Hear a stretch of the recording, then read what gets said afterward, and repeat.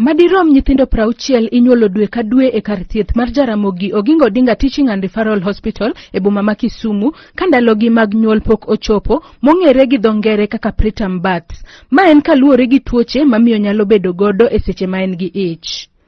Luoro kod goruok mar chuny ema thoth wakeyni monyuolo nyithindo ka dweche 9 mag ich pok ochopo ni godo. Nyinga Winnie Adhiambo Otieno.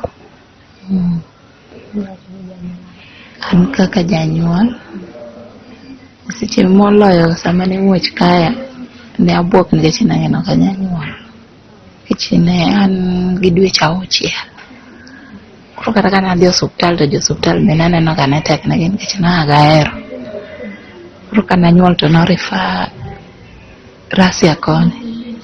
Kata kamano to nobuoga nikech nyathi nok chapni, okithni. An iluonga ni Jacinta Achieng'. An janyuol. Mokwongo nobuoga nikech noka expect na dhi nyuole ka ndalone podi. Nang'e na dhi nyuole ka ndalone oseromo gi dweche 9. But kaka koro nobiro kaka nobetno. Nanyuole ka koka achako dwe madhi dweche na mar 8. Mananyuole ken 31 weeks 5 days. So my name's Dr. Macrin Adhiambo Olwala. I'm a medical officer here in JOTRH, and I work in the newborn unit.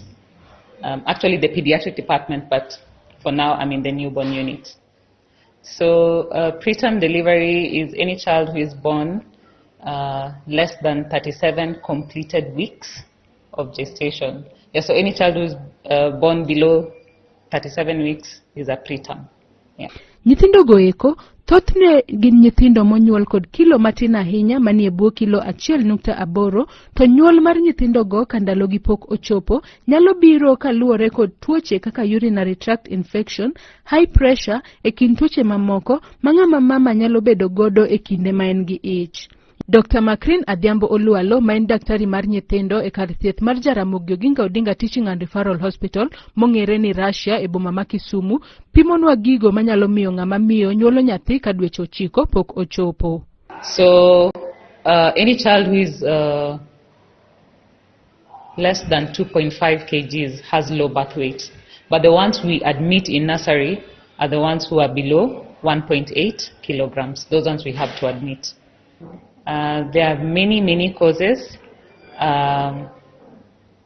Just to list a few, maternal infection, especially in the 3rd trimester, that's a very common cause. Bleeding in the 3rd trimester can cause prematurity. Hypertension during the pregnancy at whichever trimester can also cause prematurity. And sometimes preterm labor just occurs. No particular causes is found. The child just presents early. And you mentioned mother infection. What kind of infections are those? So any infection that will give you a fever. So malaria, very common in our area. Urine tract infection can also give you that. Things like cervical infections, when you have an abnormal discharge, things like that. Yore mag tony mondo gibed mangima kendo gidong maber maonge tuoche thothne luwore kod kilo monyuol gi godo. So the chances of survival depend on many things, but I'll just pick one. The lower the weight, like those who are born below 1 kg, for example, the lower the chances of survival. So as the weight increases, then your chance of survival also increases. Kata kamano, nyithindo monyuol ka ndalogi mag nyuol pok ochopo, podi nyalo yudo rit makare bagidongi e yo makare kaka nyithindo mamoko. E kar thieth mar Jaramogi Oginga Odinga Teaching and Referral Hospital mong'ere ni Russia e boma ma Kisumu, nyithindo monyuol ka dweche 9 pok ochopo imiyo rit makende e nursery sections kama iketogi e incubators mondo giyud liet. To mine bende ipuonjo kangaroo mother care mondo gikony nyithindgi odong maber.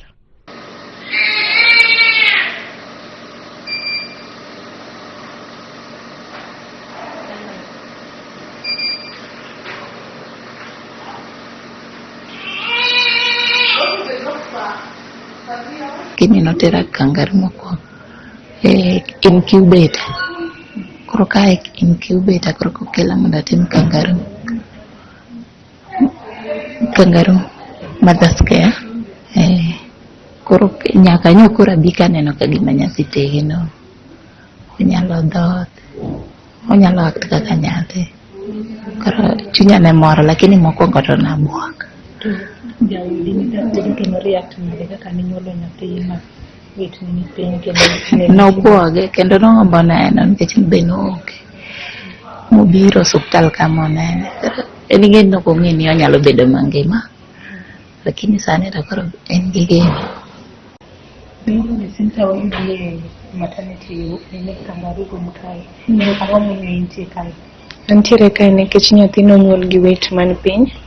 Koro kana biro to nokete resuscitation mokwongo, then bang'e to kunena bie Kangaroo mother care kae. Koro kae waketo nyathi skin to skin.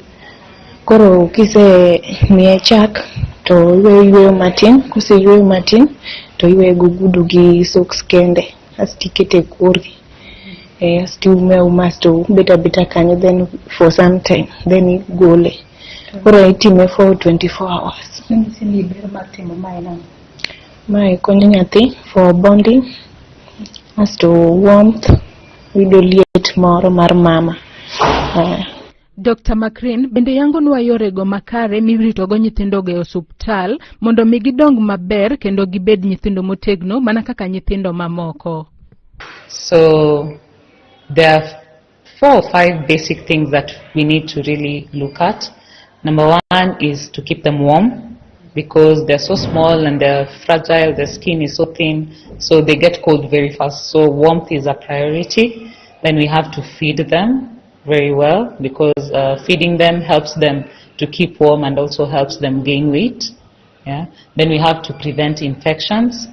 They're usually very prone to infections, so we have to make sure that they don't get infections, or if the infection is there, we treat it very aggressively.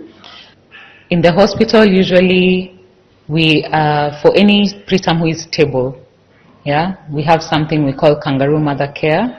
Very important, very easy to do, very nice for bonding, mother-to-child bonding. Basically, it's where we place any child who is below 2.5 kgs is placed skin to skin on the mother's chest and wrapped around with more clothes. That is the best method to help the child be safe and grow and keep warm and bond with the mother. So that's like number 1. But otherwise, the routine newborn care is given to them. So they need to take care of the cord, they need to keep the child clean, they need to feed the baby as much as the child wants, now things like that. But specific for preterms, Kangaroo mother care rules. Kuom mano, ber ka joma mine duto man gi ich odhie antenatal clinics mondo mi giyud rit makare kod thieth makare kaka yo makende mar neno ni giyudo nyithindo mangima gi ber. Attend antenatal care. That cannot be said enough. Because with antenatal clinic attendance, then a few risk factors can be picked and dealt with. Dealt with almost immediately. Yes, and also in antenatal clinics, you're taught danger signs. So you're taught when you have a fever, come to hospital. If you have a headache, things that will point towards hypertension, for example, come to hospital. If you start bleeding, whether it's little or a lot, whichever, come to hospital. So things like that can really help prevent preterm deliveries. So I think the major thing is just attend antenatal clinic and then follow the instructions that are given there. That will really help. Nyithindo duto minyuolo ka dweche 9 pok ochopo koro pod nyalo dongo babed nyithindo goeko makare kaluwore gi rit maber mimiyogi osuptende mopogore opogore e pacho kae. Ne Lolwe TV kowuok e kaunti ma Kisumu, an Joyce Oduor.